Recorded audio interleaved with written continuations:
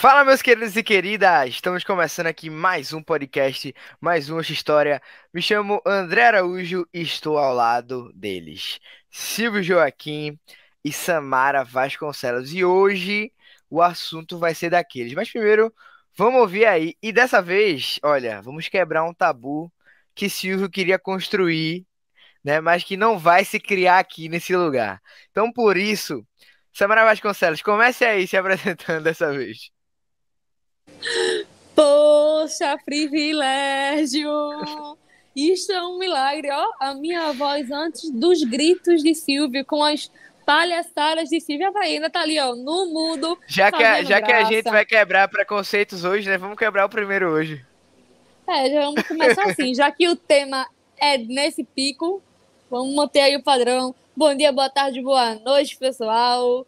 Eu espero que vocês estejam bem, estejam animados, porque o tema de hoje é um tema intenso, é um tema muito importante pra gente, e a gente aí vai bater um papo legal sobre este ponto que nós estudamos tanto na escola, mas que às vezes a gente só estuda, também nem entende direito e mistura tudo. Então vamos aprender um pouquinho aí sobre a escravidão, né, Silvio, Brasil? Silvio tá irritadinho, viu?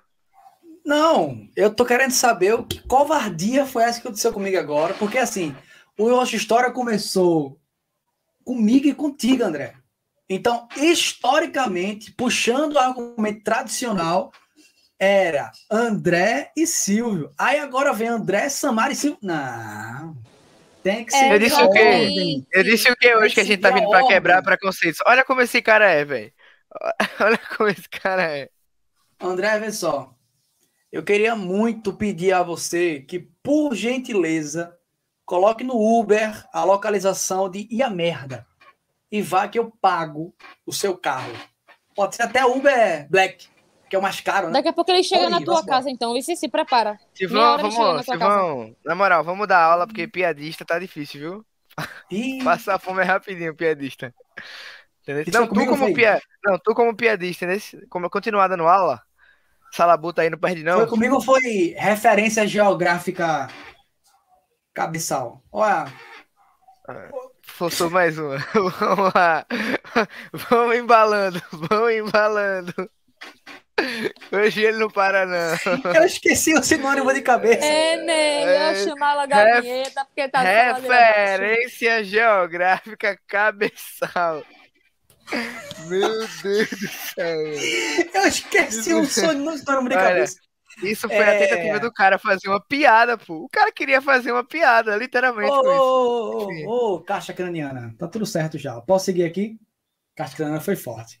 Caixa craniana foi forte. Tá? Ao seu Eu dispor. Prossiga, gostaria meu de não ser querido. interrompido. Posso? Porque eu não consegui falar ainda nada. Samara e Você não André tá estão querendo me colaborando, meu burlar querido. aqui. Você não está colaborando. Olha, tu tá roubando espaço da biblioteca, vice. Eu vou ficar em silêncio aqui para que tu não seja expulsa daí e a história não seja denunciada. Tá certo? Samara, Finalha. só um adendo, né, pra quem tá ouvindo aí no podcast. Samara tá gravando o podcast dentro da biblioteca, pô.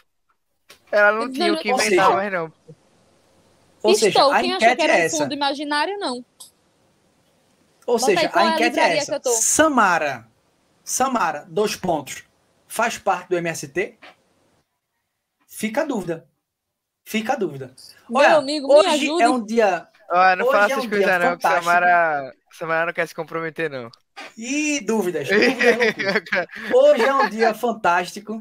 Hoje é um dia marcante para a nossa história, porque é o nosso primeiro podcast sobre esse tema que nos é tão caro, que nos é tão difícil de comentar e que, mesmo passando quase 200 anos, ainda nos traz marcas assim extremamente dolorosas, né? E já vai uma crítica daqui já, uma crítica séria.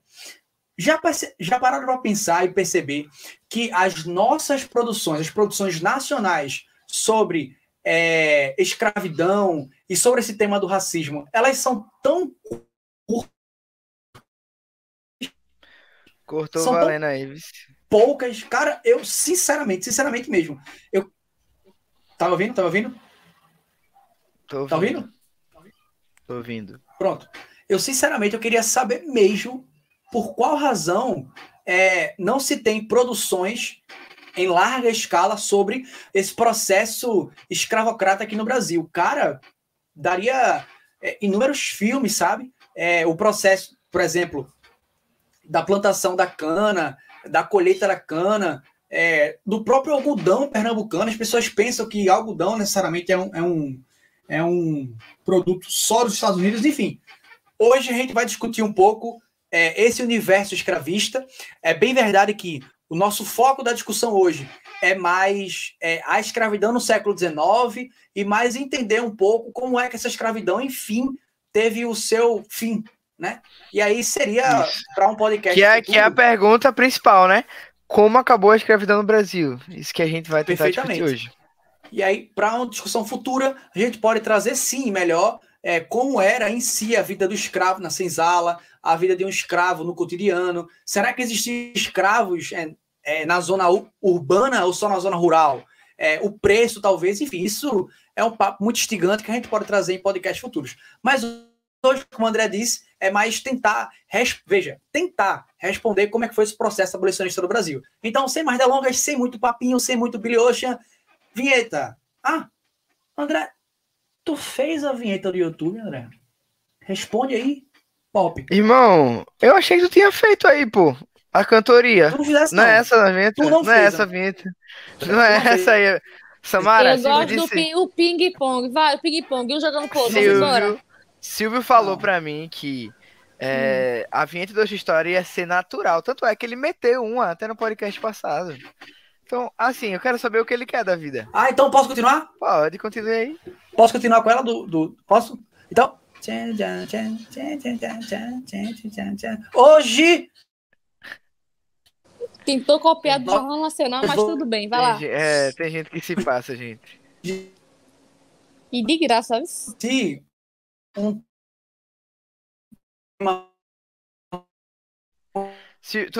Eu queria poder te ouvir, Silvio.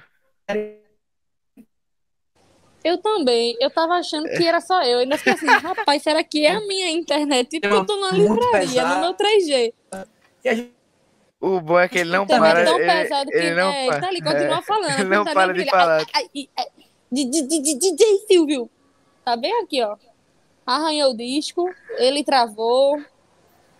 Realmente o tema é pesado, nem a internet dele aguentou.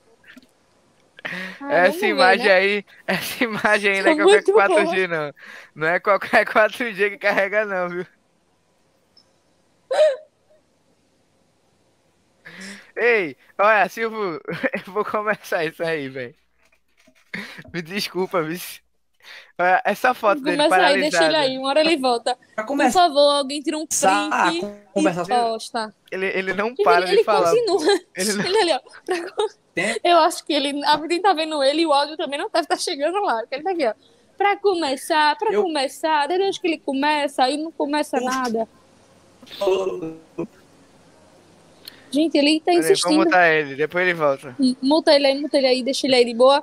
E vamos embora. Quando ele chegar, ele pega aí no fio da meada. Que tá a sua ladeira abaixo. Pior que eu não tô nem conseguindo mutar ele, de tão bugado que tá. Olha, ele foi com Deus. Ele foi com Deus. Foi. Daqui a pouco ele volta. Deus devolve. Deus vai querer não. Deus vai devolver de novo. Eu acho que... Deus devolve. Vamos iniciar então e Samara depois vai complementando. Mas tem uma coisa que até me incomoda um pouco, porque sempre que a gente fala em fim da escravidão, a gente resume... Ó, ele saiu. Daqui a pouco ele volta.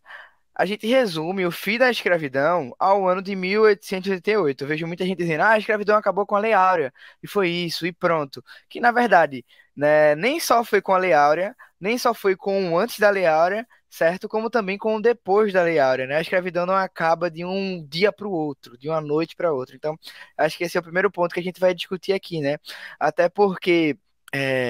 os movimentos e o contexto que vai trazendo, que vai caminhando para o fim da escravidão, não necessariamente significa que, ai meu Deus, são pessoas boas, são pessoas ótimas, que estão amando os negros, amando os escravos, estão querendo libertar aquelas pessoas porque elas têm muito amor no coração, porque elas têm muita bondade.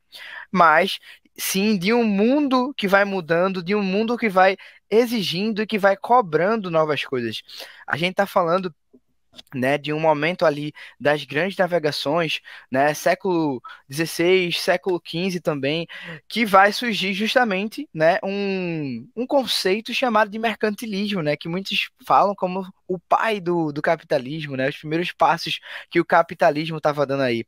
E o capitalismo em si, né, isso vai ser muito importante para a gente entender o futuro, né, das leis aqui no Brasil, porque o capitalismo ele visa o lucro e ele visa você ter um empregado, né, que vai trabalhar para você, que vai lucrar, mas que também vai ter salário. E que com esse salário ele vai conseguir comprar as coisas, né? Com a revolução industrial a gente vai ver isso muito forte, o boom dos produtos, né, de várias maneiras, né? Você vai ter muito produto sendo feito, muito produto sendo produzido. Então, o contexto do capitalismo ele vai ser um dos principais aí para fortalecer essa ideia do fim da escravidão. Afinal, né, Samara, o escravo não podia comprar. O escravo não Exatamente. tinha dinheiro. Então, como é que ele ia sair comprando esses produtos todos para fortalecer o capitalismo, né? Então, eu acho um ponto interessante também a gente começar a ver que não é só um sentimento, a bondade acabou a escravidão e foi isso, eles lutaram pelos negros. Não, não só isso, né? E Silvio tá Exatamente, tentando. né? As pessoas às vezes acham que, ai, não. Ele segue tentando firme e forte. Enquanto os escravos tentavam a liberdade, Silvio tenta aí avidamente entrar no podcast. Vamos crer que vai dar certo.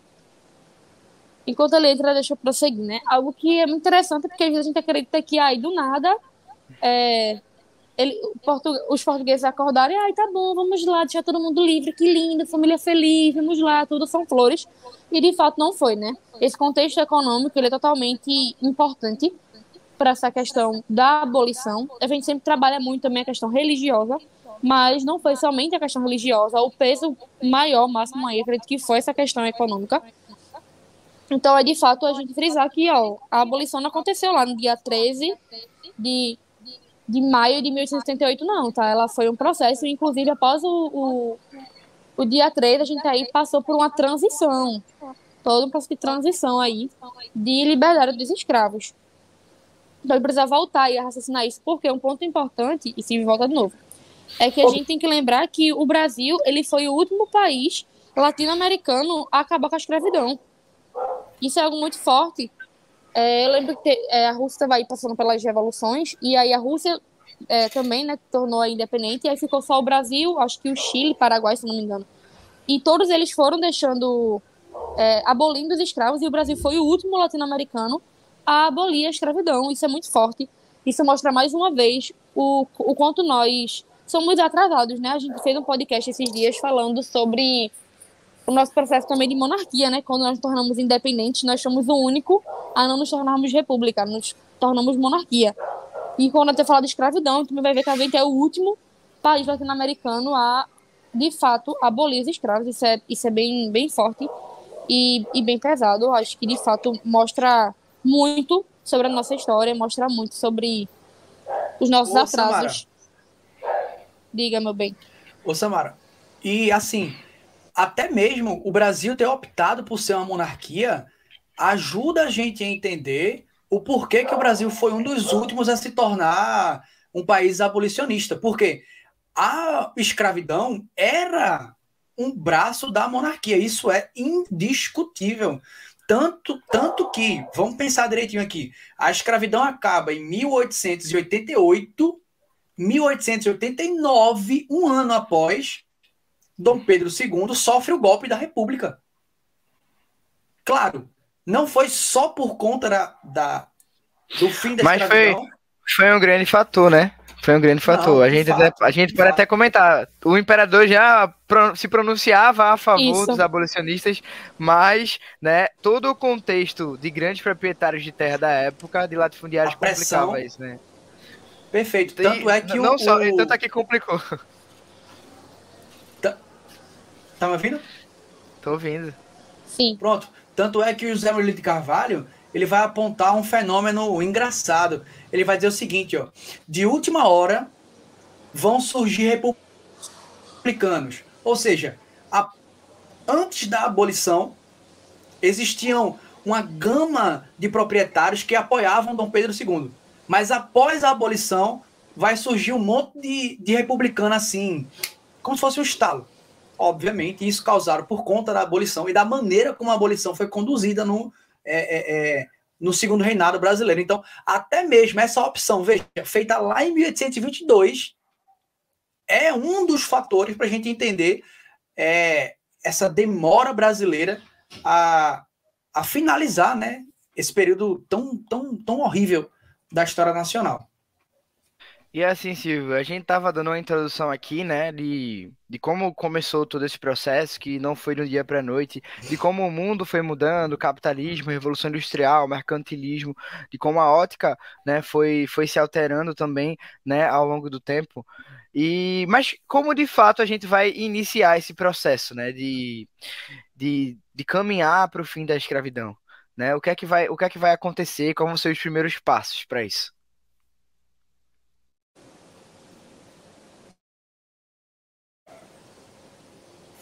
Foi para mim, né? Será que É tá porque travou um pouquinho. Foi para mim, né? Foi. Pronto, beleza.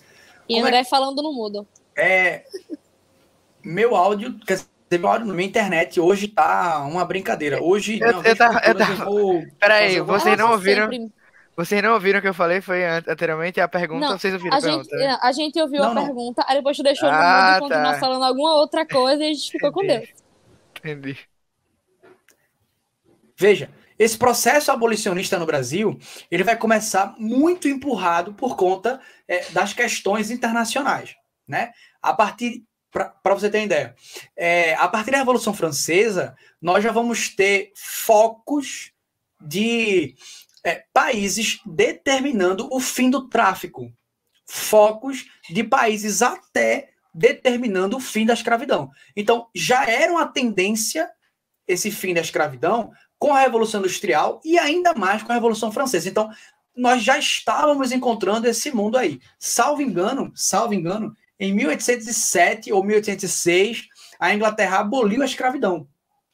E isso naturalmente ia acontecer. Agora, a gente não esperava que isso fosse acontecer tantos anos à frente assim, quase 80 anos à frente, quase 90 anos à frente.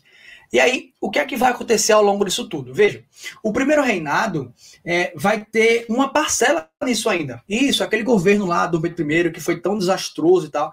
Em 1827, Dom Pedro I, ele precisou reaver um acordo que ele tinha com a Inglaterra.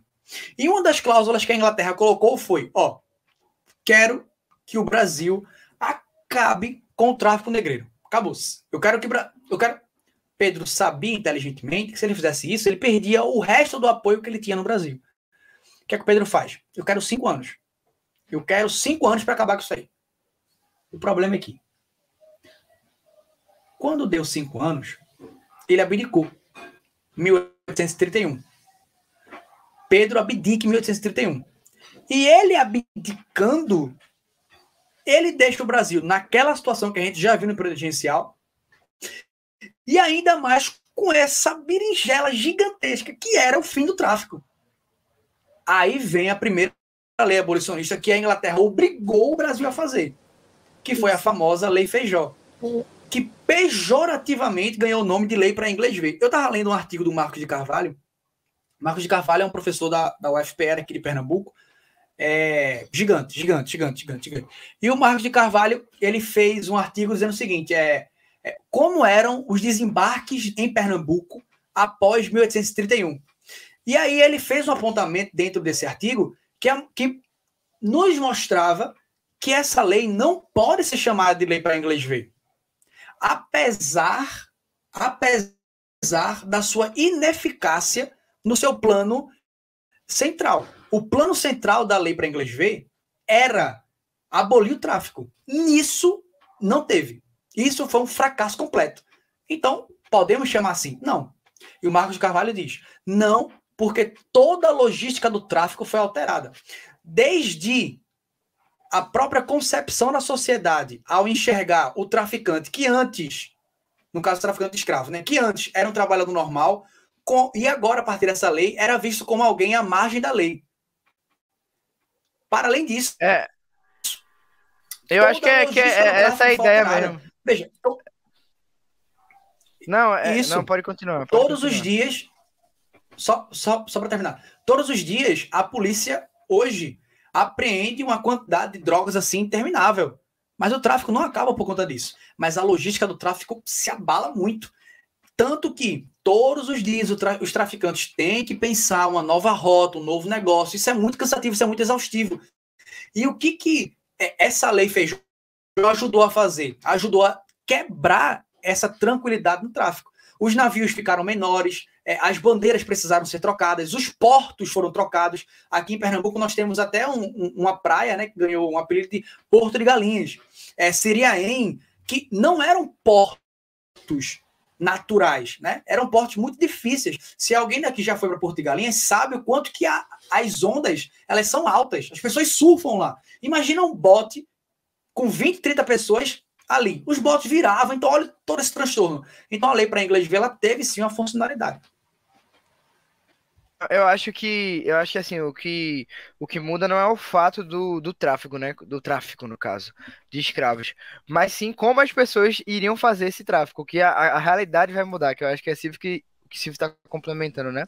Você vai fazer, exatamente. você vai continuar, mas de um jeito totalmente diferente do que você fazia antes, né? Sem nenhuma regra, sem nenhuma punição, digamos assim, É a né? saída da Então, zona de conforto, daquilo que eles já estavam é, acostumados a viver, né? Tanto que a gente estava conversando, acho que eu até falei para André, sobre exatamente por ela não ter sido eficaz, quando vai ser em 1845, quando vai ter a lei do Bill. Bill que, André, por favor? Bill Aberdeen. Não é Bora 1905. Bill, não é o Bill Agora não é o Bill, Bora Bora Filho Bill, não é o Bill. Bora Bill. Pois é, Bill vem daí, ó. 1845, a gente já tinha Bill. E Pois é. esta lei aí não era de futebol, não era para arbitragem. Não era, gente, não era. Não é que eu entenda de Essa lei futebol. vai ser justamente, né, mais uma tentativa da Inglaterra de punir, né, as pessoas que estiverem praticando o tráfico, mas dessa vez eles vão poder aprisionar Exato. navios e pegar navios que estiverem praticando esse processo, né? Então vai ser mais uma Exatamente. tentativa, né, de punir essa galera que está praticando o tráfico de escravos, né? Mas não fica só por Agora, aí, né? André, isso é... Porque... Oi, diga. Pode dizer, irmão. Diga lá. Não, termine. Não, você vai falar sobre a lei, eu já vou Você vai avançar. falar, Pode... ele já vai avançar É, para 5 anos à frente. Isso. exatamente. Silvio É hoje porque tá. é Ele parou com a carinha. curioso, a É, Bill Aberdeen é curioso, porque os deputados... Aí, voltei? voltou, Alô, voltei? Beleza. Voltou. voltou. É engraçado porque essa lei de 1845, ela vai ser usada pelos políticos brasileiros, pelos deputados brasileiros, sobretudo os deputados conservadores brasileiros, dizendo o seguinte, ó, essa lei fere o princípio nacional. A pátria do Brasil está sendo invadida pela Inglaterra. Por que e como a gente está deixando os navios ingleses de uma outra nação afetar a soberania nacional? Não, a gente tem que fazer o tráfico sim. Agora, engraçado, né? Perceba como esse nacionalismo, ele quase sempre na história, ele é usado para um fim político um tanto quanto problemático. Porque, assim, já existia uma lei nacional em 1831 que abolia o tráfico, mas esses traficantes, esses deputados, eles não estavam preocupados com a lei antitráfico. Eles estavam preocupados em manter os seus negócios escravocratas. Lembre-se, muitos desses eram ou diretamente traficantes ou tinham investimentos abertos em tráfico. Exatamente. E tanto é que essas relações no futuro, né, de Brasil e Inglaterra, vão se complicar bastante, cada vez mais, até o ponto de um desses navios ingleses, né, quando tombarem ali na costa do Brasil, vai ser saqueado e a Inglaterra vai ficar pistolaça, né, por causa disso. Inclusive, vai gerar um dos problemas para Dom Pedro II no futuro. Mas, avançando um pouco mais, 5 anos depois, a gente tem, né, uma lei para tentar acalmar os ânimos, e muitos falam até para evitar uma guerra entre brasileiros e ingleses, né? Afinal, a lei Bill Aberdeen não foi vista da melhor maneira possível pelos brasileiros, e a Inglaterra queria que aquilo fosse efetivado de qualquer maneira. E aí houve, né, um acordo para que fosse criada uma lei em 1850 chamada de Lei Eusébio de Queiroz, que naquele momento não iria acabar com a escravidão, mas iria acabar com um ponto importante da escravidão, né? Ou acabar, entre muitas aspas, tá? Bote aí, né?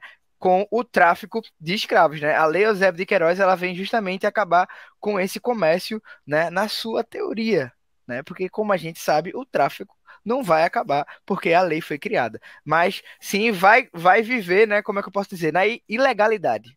Vai continuar na sua ilegalidade, certo? Então, aquela lei foi, digamos, um primeiro avanço, uma primeira conquista do Brasil, né?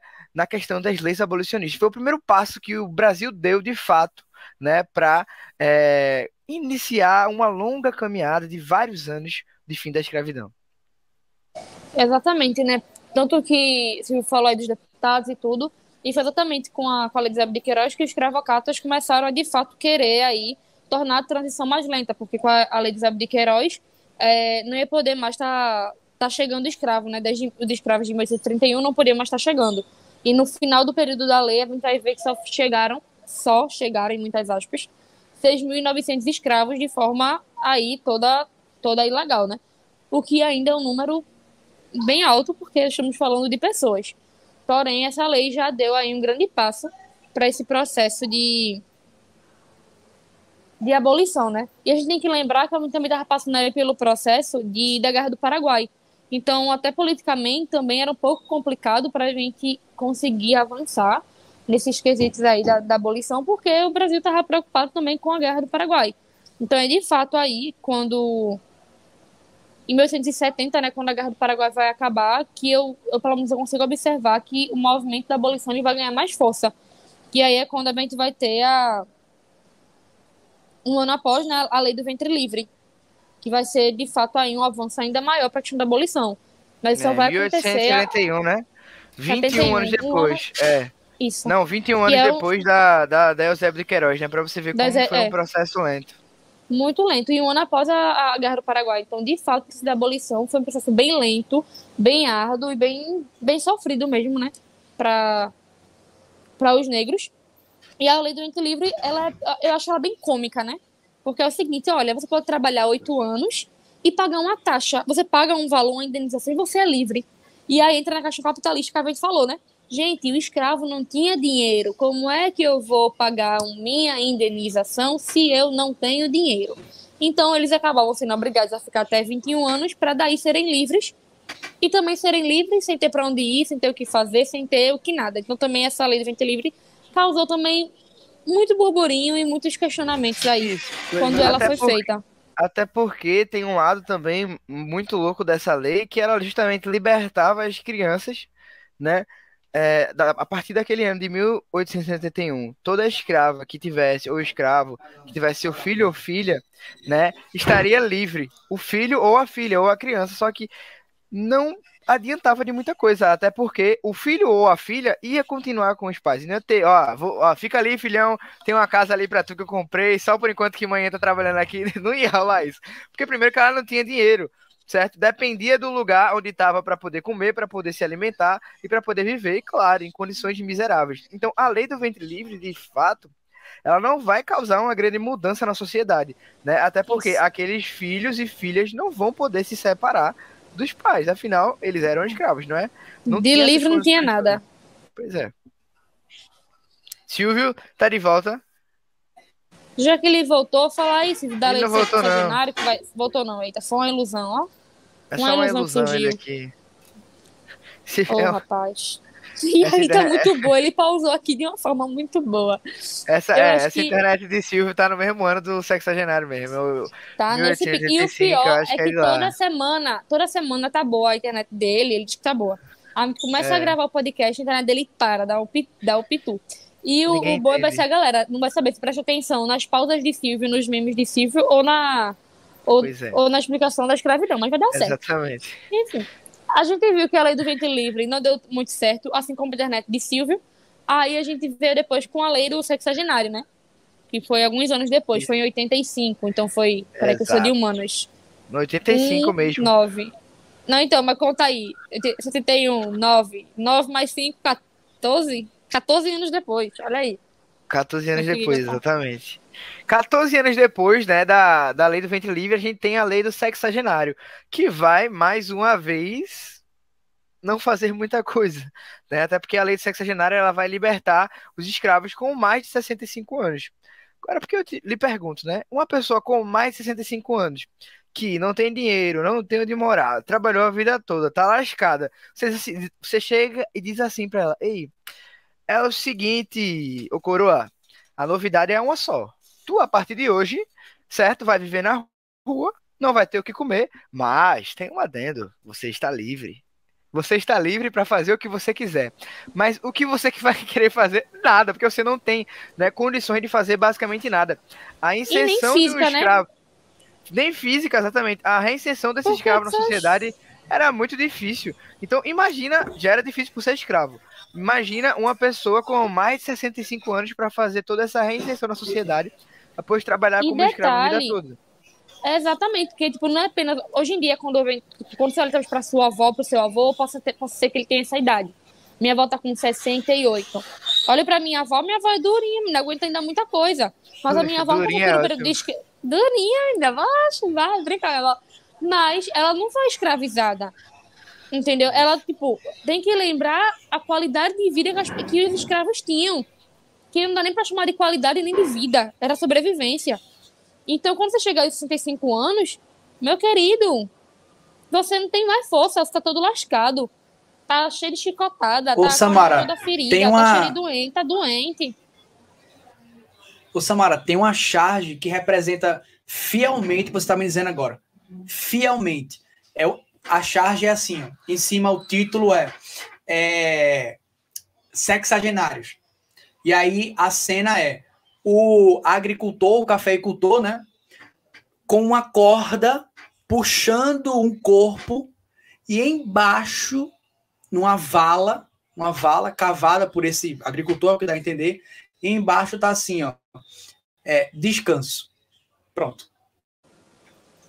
Eu acho que expressa muito bem, Perfeitamente né? você Porque descreveu o que eu a vejo lei de sexagenário, porque Quando eu vejo a lei de sexagenária, eu vejo o seguinte, Silvio travou de novo. Parece que é basicamente os brancos querendo se livrar dos negros. Tipo assim, eles com 65 anos, eles já não estão produzindo nada. Então eles estão apenas tendo gasto com esse negro. Não tendo gasto, ele vai estar doente, ele mas já assim, não produz mais da forma que produzia. Então você pega e descarta. Então, assim, obviamente que eles não queriam descartar ninguém, mas já que a gente vai ter que descartar, bora descartar aqueles que já não estão dando nenhum tipo de lucro pra assim, gente de uma forma produtiva. isso agora que fique dito é que a lei do sexagenário e a lei do ventre livre, sobretudo a lei do ventre livre, quase causou uma guerra civil dentro do Brasil. A gente não pode esquecer que 5 anos antes da lei do ventre livre, ou melhor, 6 anos antes da lei do ventre livre, os Estados Unidos passavam pela sua guerra civil. A guerra de secessão dos Estados Unidos é ocasionada quase que 95% por conta dessa abolição da escravatura. Então, a gente viu um processo abolicionista acabar muito, muito, muito, muito, muito mal nos Estados Unidos, que até hoje é uma questão muito mal resolvida nos Estados Unidos. Volta e meia, nós vemos casos de racismo expressamente abertos lá. Aqui, não é que o nosso caso a gente conseguiu fechar, enterrar o racismo. Surgiu um medo que a gente entrasse em uma guerra tal como foi nos Estados Unidos. Então, a lei do sexagenário, esses que apoiavam a escravidão, eles gritavam e diziam, peraí, a gente já resolveu o problema da abolição em 1871. Se você parar para ler devagarzinho, essa lei de 71, ela já acabou com a escravidão. Só tem que esperar. A terceira geração de negros no Brasil, toda ela será livre. Então, o lema da escravidão, do processo abolicionista conduzido pelos conservadores no Brasil é lenta, gradual e segura. Mesmo lema utilizado na ditadura militar, que é um lema conservador. Então, eram... Hã? Eu não entendi. Não, mas é isso mesmo, não. É o que a gente tava comentando, que as leis em si, no momento que elas são instauradas, elas não trazem uma grande mudança de realidade. Mas É uma forma justamente de por esse evitar processo, né? revoltas também, né? Eu vejo Isso. muito isso. São formas de evitar revoltas para que as coisas não piorem. Então, as leis elas vão surgindo para estar evitando essas pioras. Tanto que também eles vão vendo que não está tendo esse resultado, é quando a gente vai ver também a criação de algumas associações, né? Como, por exemplo, a da Confederação Abolicionista, que vai ser liderada por André Rebouças e José do Patrocínio, um nome maravilhoso. Mas, querendo ou não, vão estar aí auxiliando esse processo de libertação dos negros e de fuga para os quilombos, todo esse processo também aí de abolição. Então, a associação delas vai ser muito importante também de apoio aí para os negros, porque, de fato, esse argumento de vamos fazer um processo de liberdade lento e gradativo e seguro, tudo mentira e balela, inclusive não foi nada seguro, quando a gente viu que não teve nenhuma estrutura, não teve estrutura para quando os negros fossem libertos, de fato, dar uma educação, dar um trabalho, dar moral. Não teve, velho, não teve. Não teve, é mentira falar que ele não teve. Eu acho que quando ele falou seguro, foi no sentido de que a gente não uma teve... ilusão que foi falada. Não teve revolta. É isso, não teve uma guerra que dividiu o país, né, em relação à Guerra Civil Americana. Comparado aos Estados Unidos. Isso. Era justamente esse lema aí que eu estava dizendo. Sim. Mas isso é importante mesmo, porque é bom se frisar, porque a gente fala assim, lá não teve mudança, né, naquele momento, mas no longo prazo, de fato, a gente vai ver o processo o imaginário sendo mudado na sociedade, né? Então isso foi um ponto importante também. Agora, né, no meio de um contexto do Segundo Reinado, no meio de um contexto com Dom Pedro II no poder, né, que naquele momento, em 1888, estava adoentado, estava com a sua filha, a Princesa Isabel, resolvendo questões políticas no Brasil. A gente tem, né, a lei que foi tão aguardada, a lei que foi tão esperada por muitos, sendo efetivada. Veja que a gente começou em 1850, né, com a Lei Eusébio de Queiroz, e a gente vai acabar, entre muitas aspas, a gente vai, na teoria, né, na teoria a gente acaba, de fato, mas na prática não, mas a gente vai acabar com a escravidão no Brasil em 1888, né, com a Lei Áurea. Sei que se pronto para falar. Cara, eu queria falar, mas minha internet tá ruim, mas... Tá ouvindo, né? Foi? Eu? Me ouvindo? Estamos. Tô ouvindo. Fala assim, eu não sei se tu quer falar, se não quer. Tentar falar assim, ó, tranquilinho. Não, eu quero. O meu problema é minha internet. Vou tentar ficar centrado aqui. Vê, já é promessa, viu? Já é promessa. Nós faremos um podcast sobre os movimentos abolicionistas, tá? E não teve pouco. Tiveram muitos. Faltou a gente conversar hoje sobre os nomes desses processos, ou melhor, desses processos abolicionistas. Como, por exemplo, o Nabucco, Samara citou o Patrocínio, mas a gente vai ter a Leonor Porto, isso, uma mulher. Nós vamos ter o André Rebouças, nós vamos ter inúmeras mulheres participando desse processo, o Castro Alves, enfim, uma porrada de gente que é muito importante, o Dragão do Mar, que não pode ser deixados de ser mencionados, e melhor ainda, nós iremos gravar um episódio em específico sobre esses movimentos abolicionistas, que é para dar o enfoque necessário que eles precisam e que eles merecem ter, tá? Mas em meio a todas essas revoltas, em meio a todas essas discussões, vai surgir a tão aclamada Lei Áurea, né? Agora, um fato curioso, a maioria dos conservadores eram escravistas e a maioria dos liberais eram abolicionistas. Só que a gigantesca maioria das leis anti-escravidão, quem aprovou foram os conservadores. Interessante, né? O Saraiva Cotegipe, ele que assumiu para fazer a lei do sexagenário, ele disse, essa é a última lei que eu aprovo. E no momento da Lei Áurea, ele era o primeiro-ministro do Brasil. Mas aí a Isabel aproveitando que o seu pai está viajando, Isabel demite ele, convoca um pernambucano, o João Alfredo, e esse pernambucano de Olinda, ele acaba fazendo essa tramitação ser rápida, né? Nós vamos ter se eu não me engano, são 6 a 15 dias de tramitação na Câmara dos Deputados, e aí já sobe para o Senado, já é ratificada, e o Brasil, assim, em menos de um mês, o Brasil está assinando o seu grito da abolição, né? É também para a gente discutir o papel da família real brasileira, né? A Isabel. A Isabel era o quê? Olha, tem um texto, uma biografia da Princesa Isabel, do Roderick Barman, em que ele trabalha muito bem esse papel da Isabel. Inclusive tem um texto do mesmo autor sobre Dom Pedro II.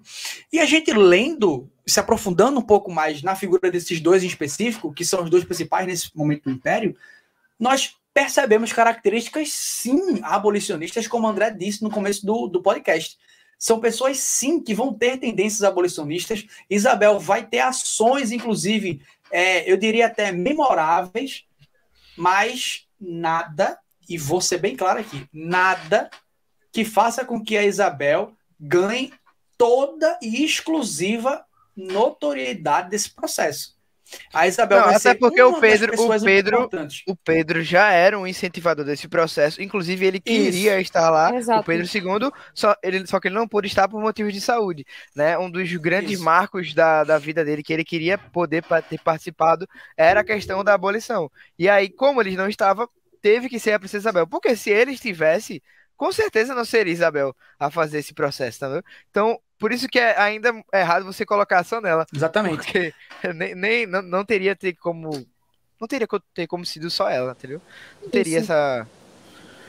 Não teria esse poder todo para. Isso. Exato. É isso. É isso. E quando a gente foca bem, né? Só nela, a gente meio que anula também, né? Todo o processo. A participação de toda essa galera. Porque, realmente, vocês fazem uma pergunta, às vezes, numa escola, em algum lugar. Quem foi que acabou com a escravidão no Brasil? Princesa Isabel. É automático. Automático. Quem descobriu o Brasil? Pedro de Cabral. São algumas coisas automáticas que a gente aprendeu, podcast. Né? Exato. E é o que, Silvio?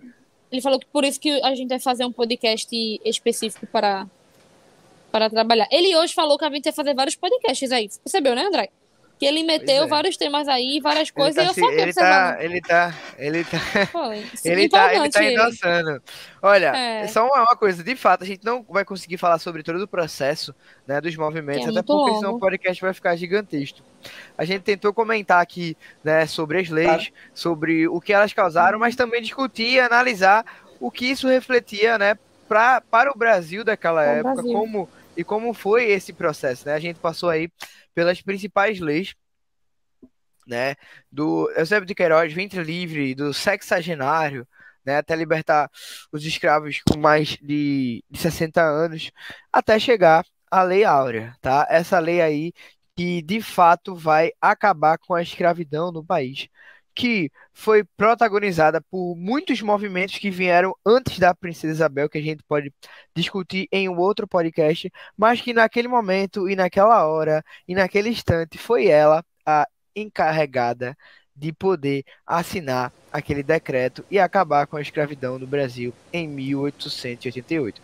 Mas se você acha que esse processo acaba de um dia para a noite, que os escravos são livres e que os escravos agora tem acesso, né, a uma cidadania, né, brasileira de fato, né, você está muito enganado, até porque até hoje no Brasil a gente tem verdadeiras provas, né, de que esse processo não fez um papel efetivo em reinserir o negro na sociedade, né? A gente vê até hoje os resquícios da escravidão, quando o Brasil, que tem a maioria da sua população negra, tem também nos negros uma população de menor renda, de menor qualidade de vida, que também tem nos negros a sua maior população carcerária do país. Então, de fato, a gente não viu essa reinserção dos escravos na sociedade, né, mais propriamente dos negros na sociedade, como deveria ter sido feito. E por isso muitas pessoas até reclamam hoje, né, de programas sociais, de programas, né, de Inclusão, assistencialismo, né? inclusão para o negro, mas pare e olhe e veja que, cara, a gente não está falando de muitos anos atrás, não. A gente está falando de De algo muito 1868. recente. A gente está falando de um processo muito recente e que Exato. não se preocupou em ajudar aquelas pessoas que não tinham, né, condições de vida, não tinham. Meu irmão, o cara não tinha nada, pô. Imagina hoje você liberar você na sociedade, você não tem nada hoje, você não tem emprego, você não tem nada, sem falar do Isso. E preconceito, assim, né? Que ainda hoje isso no aí, eu ia mundo falar é isso aí. presente. Você fala, exatamente, tipo assim, para você conseguir um emprego, né, altos cargos, você vê quão é difícil, né? Se você olha para os, digamos, que o pessoal chama de subemprego na sociedade, né? Os empregos de cargos mais baixos, você vai ver, em sua maioria, o quê? Negros, né? Você vai ver, em sua maioria, problemas sociais no Brasil, né, envolvendo o quê? Negros. Então, não é coincidência, né? A nossa cultura é formada por cultura africana, por cultura negra, a gente às vezes esquece disso. Inclusive, muitos demonizam isso, Ô, André, né? tem Porque uma o negro frase. foi colocado, digamos, para trás e à margem, né, desde esse momento. Então, para você ver que a escravidão ela não acaba simplesmente com a lei, com a assinatura. Vai lá, Silvio. Cara, primeiro quero parabenizar aqui. Na moral, eu tô besta. Tô besta. Só sinto orgulho de ter pessoas como vocês na minha vida, de verdade Fala mesmo. não, senão a gente vai se emocionar, pô. A gente vai se emocionar. Tem uma frase do. Estão me ouvindo? Estão me ouvindo? Tão me ouvindo? Estamos. Tem uma frase do Luiz Felipe Alencastro, um historiador de mão cheia. E aí, em um dos seus textos, o Alencastre ele fala o seguinte: é mais correto dizer que a África colonizou o Brasil. E aí é exatamente o que o André está dizendo. Ora, por toda a nossa cultura, por toda a nossa riqueza, por toda a nossa diversidade, por toda a nossa cor, por todo o número de pessoas que vivem no nosso país, é indiscutível que a África teve sim uma gigantesca parcela. Inclusive foi uma questão de prova minha do meu 8º ano lá no Logos. Um abraço pessoal aí. E a maioria eu fiquei feliz de responder de maneira muito correta ao entender, ou melhor, do 7º ano, ao entender essa gravidade. E para que você não precise ir tão perto, né? Ouça nosso podcast sobre a revolta da Chibata. Ouça, você vai encontrar lá um resquício muito próximo desse momento pós-abolição. E você vai ver o quanto que a nossa cultura permaneceu dentro de nós, bem viva essa coisa do preconceito. E eu vou só alongar um pouco mais do discurso de André e pedir para você, faça uma breve reflexão, veja quantos médicos negros já atenderam você. Não é porque os negros não querem ser médico, é porque não há como. É muito difícil, cara. É muito difícil mesmo. É muito difícil mesmo. E tudo isso é reflexo de quase 200 anos pós-abolição, de que não houveram políticas para corrigir esse erro. Minha gente. E aí entra o discurso: mas se você estudar, se você for lá, você consegue. Então, se todo mundo consegue, por que a gente sempre tem uma maioria branca do que uma maioria negra todos os anos? Será que é sempre a matemática que está lutando contra? Ou será que é sempre coincidência mesmo? Se todo mundo tem a mesma, por que nunca inverte o número? Por que nunca faz ao contrário, né? Claro, existem porque exceções. é mais fácil, né, você se colocar nessa posição. De tipo, todo mundo consegue quando você já está suscetível em uma posição de facilidade. Então, você não vai querer se colocar na posição onde você vai ter que talvez dar um passo para trás ou impulsionar outro para estar do teu lado para tu competir. Você quer ganhar, então para quem está na frente, o discurso vai continuar sendo: não, mas eles que se danem, basicamente, né? Então porque é eu bem complicado, e de só consigo fato. pensar. Pô. É literalmente isso, mano. E eu só vou complementar o que tu Sabe disse. que, tipo, pô, Porque, eu tô ganhando, pra quê? Eu vou. porque esse argumento só Sabe? me faz pensar o seguinte: ou você tá pensando que o negro é burro ou ele é incapaz. Porque se todo mundo consegue e esse número nunca muda, então alguma coisa tem, né? Ou na Se, realidade, se em algum momento esse número invertesse, fazer, eita, não. Então agora, de fato, a gente tá vendo que é só uma questão de eu momento. acho que. Naquele momento o negro vai estar em cima, naquele momento o branco vai estar embaixo. Acredito que na realidade não é o pensamento de que os negros eles são burros ou incapazes, muito pelo contrário. É uma certeza de que eles são muito capazes. Isso gera medo. Medo de perder sua posição, medo de perder o seu benefício. Então, quando a gente olha para a história e vê, por mais que os negros eles tenham sofrido tanto, a gente vê o quão resistentes eles foram, o quanto eles conseguiram lutar e venceram. E, obviamente, a gente não pode usar esse argumento para que, então, eles não venceram em muitos aspectos, então que eles continuem lutando e vencendo. Mas não é por aí que a banda toca, e eu acho que exatamente por ver a força que o negro tem, que a gente vê os brancos, por assim Não, dizer, muitas vezes a gente militarem ou vê. quererem, sabe?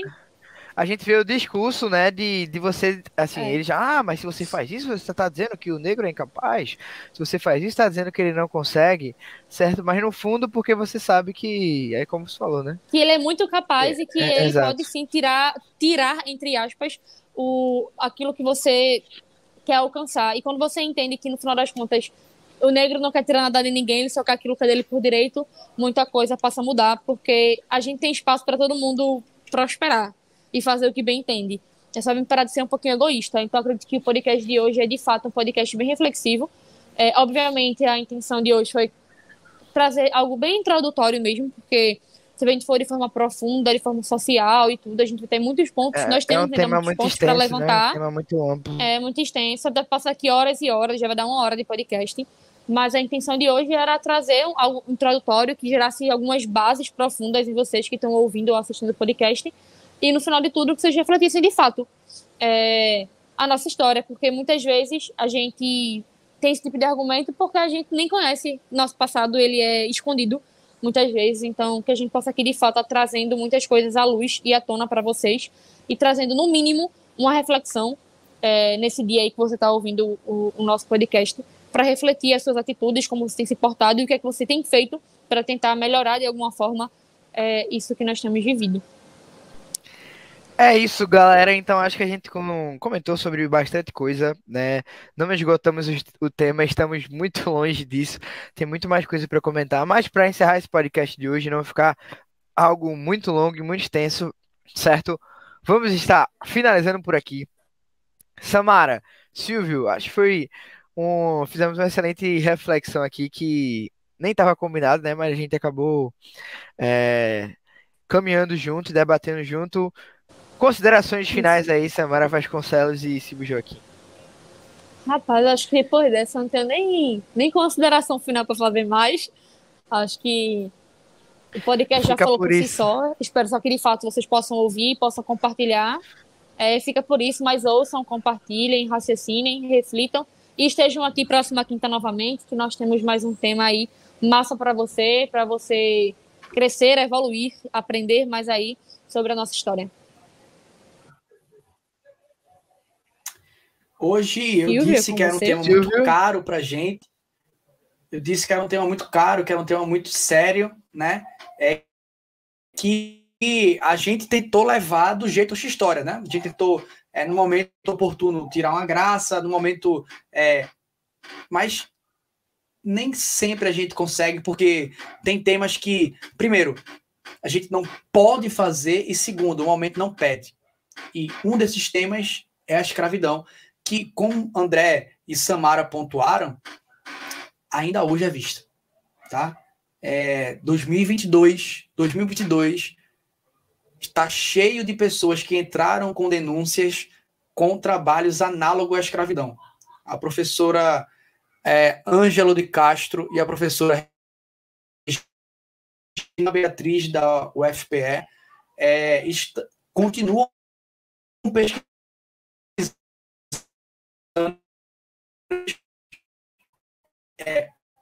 pesquisando, tá? Não vá pensando que na Amazônia não existe porque existe, nos interiores não existe porque existe, tá? Existem casos hoje graves. Esse papinho, é da família. Enfim, esse é um papo para outro podcast, para outra discussão, mas muito obrigado por estar aqui e vamos juntos. Isso. Vamos embora. Em pleno 2022, ano da tecnologia, ano da Copa. É isso. Galera, encerramos aqui mais um podcast. Espero que você tenha gostado, espero que você tenha curtido. Se gostou, deixa o like, se inscreve no canal, não deixe de comentar aí. Compartilhe esse vídeo com mais um amigo que precisa fazer essa reflexão ou que quer ouvir essa reflexão, quer vir debater junto com a gente, será muito bem-vindo. É isso, um beijo, um cheiro, até a próxima e claro, que a história esteja com vocês, jovens. Valeu, Samara ainda tá viva aí, tá caindo a casa, terremoto tudo. Silvio, cadê a cantoria? Cadê o sonzinho no final? Gente, é que o celular ele tá descarregando, entendeu? Ele tá aqui, já aqui, ó. Entendo. Samara, você não vai pra casa hoje, Samara. Entendeu? Não vai pra casa. Eu vou sim, que é isso, Brasil. Em homenagem ao 6º ano A do desafio. JK. É isso. Cheiro pra geral. Gente, André dançou. JK. Valeu. JK. Cheiro. Cala a boca, Silvio, que salco.